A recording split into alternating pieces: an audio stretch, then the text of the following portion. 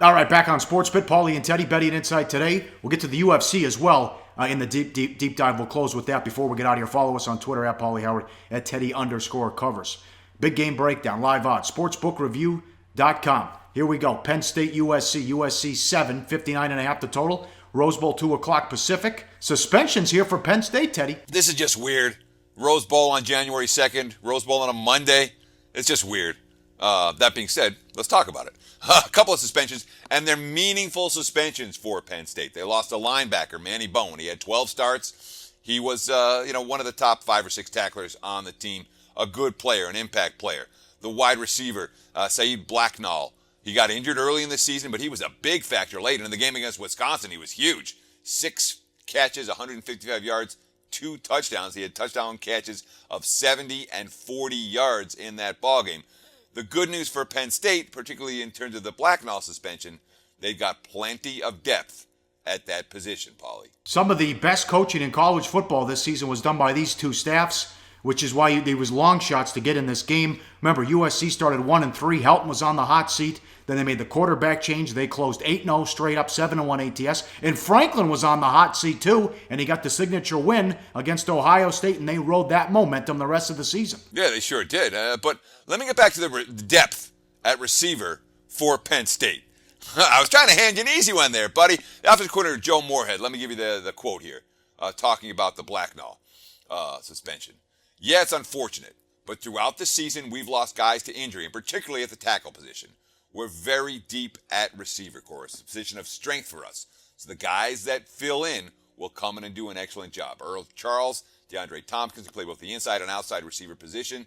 DeAndre plays more the X and the Z, but between DeAndre, Irv, those guys, they'll be able to fill in and do a good job. So Penn State not all that worried in theory about the suspensions. Now you talk about the 2 runs that these teams are on. I mean, you talk about USC 8-0 straight up, 7-1 ATS. What about Penn State? Louisville, Florida State. When Louisville killed Florida State, what was it, 63-20? That set up 2 good bets for us from residual all the way months later last week, because LSU was undervalued against Louisville because Louisville was overvalued ever since that win. And on the flip side, it set up Florida State for us against Michigan, where Florida State was undervalued after that game. So we look at Penn State, and remember what happened? They went to Ann Arbor and they got annihilated. What was that, 49-10 in that ball game. Since that time, Wolverines went 2-7 against the spread. Penn State 8-0-1 ATS, 9-0 straight up, the best point spread team in the country this side of Temple over the back half of the campaign. Every bit as good as USC, even better than USC, because USC had the one game where they didn't cover. Penn State only had the one game where they pushed. How concerned are you that the Big Ten's been awful? Modestly. And the Big Ten hasn't been awful. Okay? What? But okay. They haven't. Northwestern won, Indiana covered, Minnesota won. Okay? The top teams from the Big Ten, the 2 top teams that we've seen, Ohio State was awful.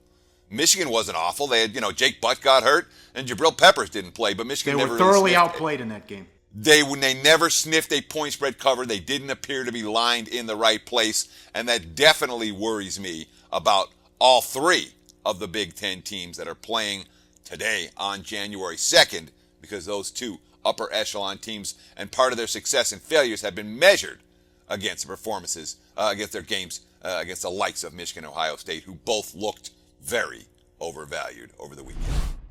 Research before you bet. Be sure to check out SBR Picks for the best game predictions, breakdowns, and much, much more.